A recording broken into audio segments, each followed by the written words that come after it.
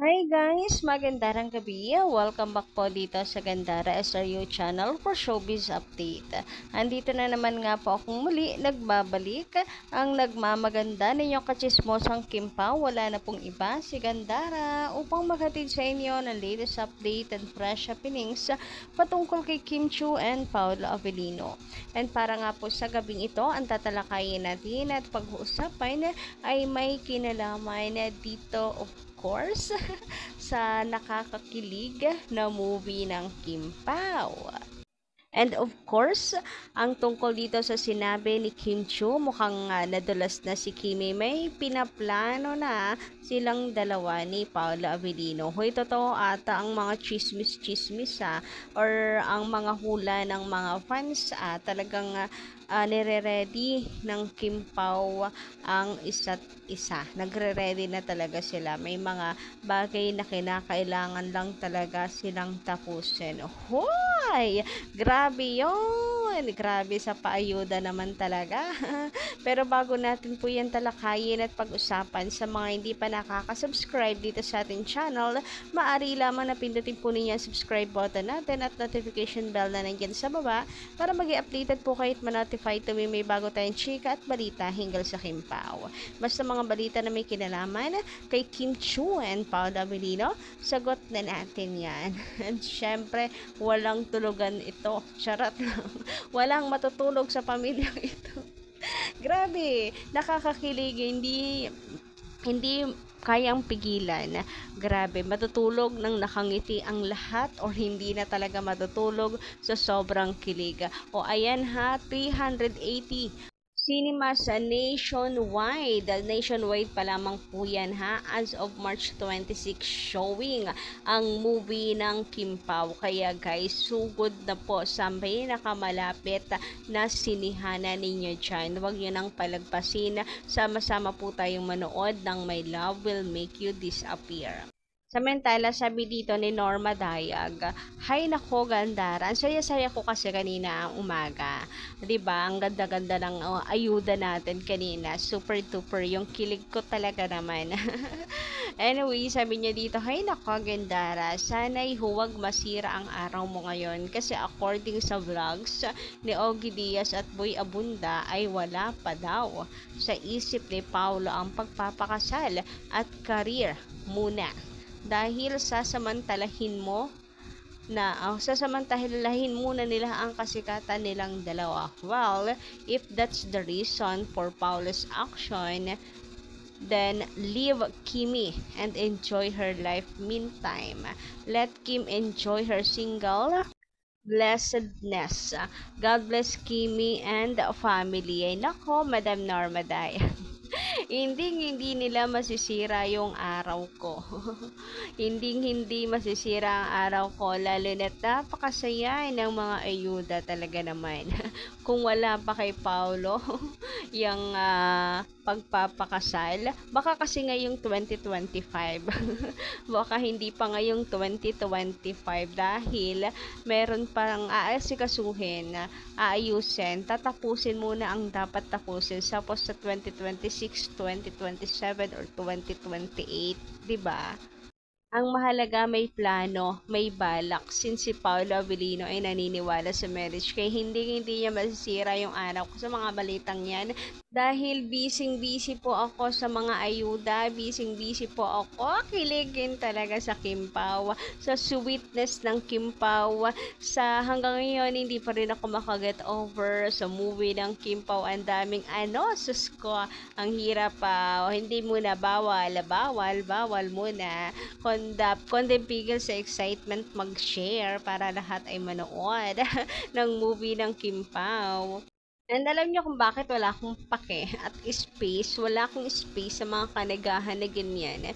Kasi natutuwa ako dito sa pagkakadulas ni Kim Chiu doon sa kanyang sinabi na para pang talaga parang nadulas talaga si Kim Chiu, may balak talaga na ang Kim Pao. Kung kanina ako mas maniniwala, 'di ba? Doon sa dalawa mismo na nadudulas or doon sa mga chika-chika na tanungin mo sila nilang dalawa. Tanungin ninyo yung mga nag-isplok na yan kung nakausap talaga nila personal si Paolo. Kung kay Paolo mismo nang galing yung chika. Kung kay Paolo mismo nang galing pinagsasabi nila. Sasabihin ng mga yan, hindi kay Paolo, hindi pa nila nakakapanayam. So, paano nila nasabi, di ba? And kung sakasakali na hindi pa man nga ngayon, kasi may hinahanda pa, ganyan. Tulad ng sabi ko, pwede naman sa 2026 or 3 years from now, basta may plano. Wala namang nakakatampo doon. At least nga sila marunong magplano. Hindi yung ora-orada akala mo ready na hindi pa pala kaya napapasubo. Guys, ang kasalang pag-aasawa hindi lamang para naman hindi ninyo alam ang kasabihan na yan na pag napasok ka pwede mo na lang iluwa basta-basta. Feel the love, the support. Sobrang malaking bagay po talaga to sa amin. Wow. Sa future natin.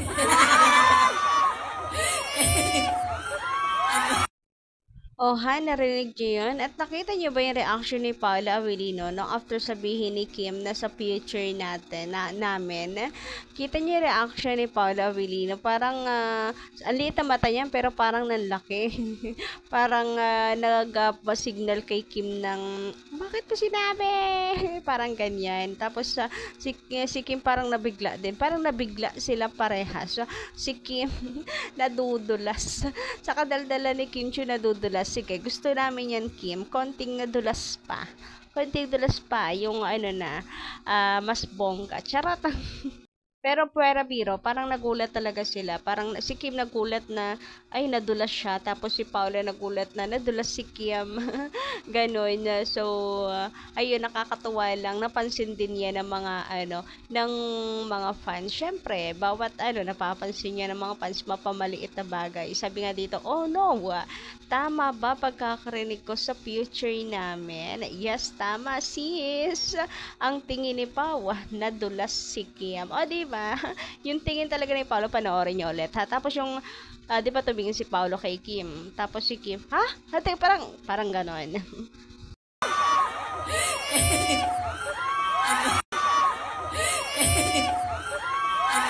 Parang gusto ni Kim Chiu, hala, nadulas.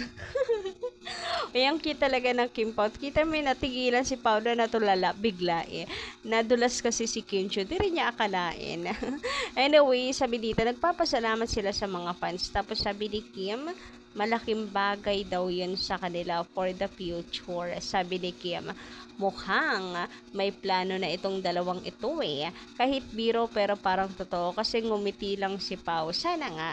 Daming nagdadasal na magkatuluyan sila. O di ba parang talaga parang sa reaction ni Paolo and nung tumingin nga si Paolo para nag-signal kay Kim, bigla si Kim, ala, parang gumanon si Kim.